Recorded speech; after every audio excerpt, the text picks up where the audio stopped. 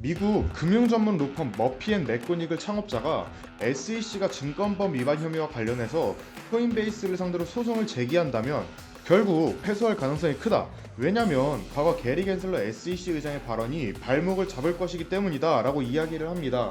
안녕하세요. 여러분의 코인 수익을 설계해줄 코인 설계사 팀의 이민기 트레이더입니다. 오늘은 리플 코인 한번 알아보도록 하겠습니다. 구독과 좋아요, 알림 설정 부탁드리면서 오늘 영상 시작하겠습니다. 5월 11일은 미국 CPI가 발표되는 날입니다. 에너지와 식료품을 포함한 소비자 물가 지수는 전달과 동일하게 5.0%를 예상하고 있고요. 근원 소비자 물가 지수는 전달보다 소폭 감소한 5.5%를 예상하고 있습니다. 이번 주는 5.0%의 수치에 대해서 잘 기억하고 계시면 좋을 것 같은데요. 그렇지만 소비자 물가 지수가 5.0%보다 소폭 높게 나온다고 할지라도 금리 추가 인상으로까지 이어질지는 사실상 미지수일 것 같습니다. 왜냐하면 현재 미국 당국과 연준을 제외하고는 미국의 은행 위기를 둘러싸고 월가 거물들의 경고가 끊이질 않고 있기 때문인데요. 어제 저도 722개의 미국 은행이 이미 50% 이상의 미실현 손실이 보고되었다라고 공유를 드렸었습니다. 미국 월가의 입장은 연준이 금리 인하에 나서기 전까지 뱅크런 사태는 계속 지속될 것이다. 미국 경제를 둘러싼 폭풍우가 지난 9월에 비해서 훨씬 더 심해졌고 경기 침체 가능성도 굉장히 높은 상태라고 진단을 하고 있고요. 그렇기 때문에 예측치보다 상당한 수준으로 상회하지 않는다면 저는 개인적으로 미국이 추가 금리 인상을 할 거라고 생각은 하진 않지만 다만 예측치와 상회한 수치는 기대 심리라든가 그리고 불확실성을 증폭하는 결과를 가져오기 때문에 5.0%의 예측치와 동일하거나 하회하는 방향으로 결과가 나와줘야 시장 가격에도 안정감을 가져다 줄 것이라고 생각이 듭니다. 리플 가격 보시겠습니다. 현재 약 583원 정도 되는데요. 리플 가격의 하락의 원인을 뉴스 검색해봐도 뉴스에는 원인이 나오지 않고 있습니다. 이것은 곧 기술적인 하락 또는 심리적인 하락으로 해석해 볼 수 있을 것 같은데요. 심리적인 하락이 원인이라면 리플의 소송 결과에 대한 지지부진함일 거라고 생각이 듭니다. 기술적인 이유를 보자면 구독자분들께서 이미 잘 활용하고 계시는 RSI를 통해서 분석해 보시면 될 것 같은데요. 지난 4월 23일 리플 RXP의 RSI가 10을 찍은 이후로 약 20여 일 만에 RSI가 10대로 내려앉은 모습입니다. 지금은 14 정도를 가리키고 있는데요. 최근 20일 동안의 희열의 구간이라고 할 수 있는 RSI 80을 터치한 적이 한 번도 없을 정도로 4월 말에서 5월 초까지는 단기 하락의 구간이었습니다. 이런 분위기에서 말씀드렸던 심리적인 이유까지 결합되다 보니까 비트코인을 포함한 모든 메이저 코인들이 오늘 오전 일시적인 하락을 보여줬는데요. 장기 투자자분들께는 또 한 번의 인내를 필요로 하는 구간일 것 같고 또 단기 투자자분들한테는 짧게 수익을 내기 좋은 순간이다라고 의견을 드립니다. 리플 XRP의 움직임은 앞으로도 변동성이 심한 장이 연출될 것으로 생각이 됩니다.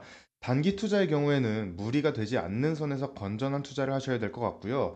장기 투자의 경우에는 SEC 소송과 관련된 긍정적인 이슈를 기대하면서 큰 그림을 길게 보는 투자 마인드가 또 그 어느 때보다 필요한 시점인 것 같습니다. 전 SEC 변호사 마크 파겔이 지난 30년간 증권 시장을 다룬 경험을 볼 때 SEC가 리플의 XRP 판매를 통해서 증권법 5조를 위반했다고 주장한 것은 옳았다. SEC가 리플보다 더 나은 약식 판결 브리핑과 논쟁을 가지고 있지만 만약에 리플이 결국 소송에서 이기게 되더라도 놀랍지 않다라는 발언을 해서 존 디튼 변호사와 트윗을 통해 논쟁이 진행되었습니다. 존 디튼 변호사는 SEC의 약식 판결 브리핑 중에서 2차 시장에서의 XRP 판매를 증권으로 보는 주장을 집중해서 왜 마크 파겔의 주장이 옳지 않은지 설명을 했는데요. 한 가지 근거는 지난 76년 동안 기초자산 자체를 담보로 한 투자계약 사건이 없었다는 것입니다. 즉 XRP는 기초자산, 즉 구글로 치면 단지 인터넷에 불과한 기초자산으로 봐야 되는데 기초자산을 증권으로 판단하는 사건이 단 하나도 없었다는 것이고요. 두 번째 근거는 모든 투자 계약 사례를 살펴보면 자산의 구매자와 발기인 사이에 프라이버시가 존재하지 않는 경우에 투자 계약이 발견된 사례는 단 한 건도 없다는 것입니다. 대법원 역시 하위 테스트를 통해 증권법의 목적을 위한 투자 계약은 개인이 공동기업에 자신의 돈을 투자하고 발기인 또는 제3자의 노력만으로 이익을 기대하도록 유도하는 계약을 의미하는데 베르겐실러와 같은 많은 사람들은 디지털 자산 투자자들이 가격이 오를 것이라고 추측하는 것을 그냥 투자 계약의 증거라고 말하고 있는데 이것은 SEC가 사실관계와 정황을 분석해야 하는 제 할 일을 하지 않고 단순하게 판단하고자 하는 위헌적인 지름길이다라고 이야기를 하고 있습니다. 물론 이 외에도 상세한 설명이 많았지만 전체적인 맥락의 내용만 설명을 드렸고요. 이에 대해서 전 SEC 변호인, 역시 존 디튼 변호사의 의견을 존중하지만 그렇지만 토레스 판사가 판결을 회피하려고 하는 느낌이 있는데 만약에라도 코인베이스와 SEC 사건이 해당 판결 앞에 펼쳐진다면 리플과 SEC 판결은 더 어려워질 것이다 라고 답변을 합니다. 이에 대해서 또 존 디튼 변호사가 답변을 합니다.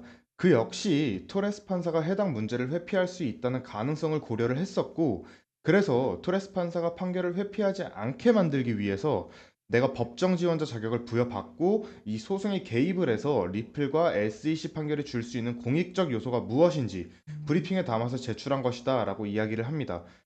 이에 대해서 다시 전 SEC 변호인은 존 디튼 변호사, 네가 법정 조언자로 개입한 목적은 성공했을지 모른다. 그렇지만 토레스 판사가 어쨌든 약식 판결 내용을 준비하기 위해서 끔찍하게도 긴 시간을 소요하고 있는 것으로 보인다라고 이야기를 전했습니다. 결론적으로 전 SEC 변호인은 리플 XRP가 2차 시장에서의 거래가 증권이 될 수 없다는 존 디튼 변호사의 논리에 대해서는 어느 정도 수긍하는 것처럼 보여지는데요. 다만 토레스 판사의 약식 판결이 이상하리만큼 긴 시간을 소요하고 있는 것을 강조하는 만큼 그 의미가 무엇인지 생각해 보라는 뜻도 있어 보입니다. 구독자분들은 어떻게 생각하시나요? 미국 금융 전문 로펌 맥피앤 맥고닉을 창업자가 SEC가 증권법 위반 혐의와 관련해서 코인베이스 상대로 소송을 제기한다면 결국 패소할 가능성이 크다. 왜냐면 과거 게리 겐슬러 SEC 의장의 발언이 발목을 잡을 것이기 때문이다 라고 이야기를 합니다. 그는 겐슬러 의장이 지난 2021년 5월 6일 진행된 의회 증언에서 SEC는 암호화폐 거래소를 규제할 권한이 없다라고 공식적으로 말한 바 있는데 이는 겐슬러 의장이 취임한 지 약 한 달 뒤에 있었던 의회 증언이고 따라서 법적 효력을 가질 수 있다라고 이야기를 하고 있습니다. 리플의 소송에 이어서 SEC와 코인베이스의 소송 결과를 예상하는 법률 전문가들의 입담이 앞으로 암호화폐 뉴스에서 계속해서 거론이 될 것 같습니다. 구독자분들께서도 나름의 기준이 생기실 수 있도록 계속적으로 법률 전문가들의 소식을 업데이트 해드리도록 하겠습니다. 오늘 제가 준비한 소식은 여기까지입니다. 구독과 좋아요 알림 설정 해주시고 상단 배너 010-2196-0525번으로 문자 3번 남겨주시면은 제가 더욱 디테일하게 도움 드리면서 앞으로 수익 내실 수 있는 단타 종목도 추천해 드릴 테니까 010-2196-0525번으로 문자 3번 남겨주세요. 여러분의 포트폴리오를 책임지는 이민기 트레이더였습니다. 감사합니다.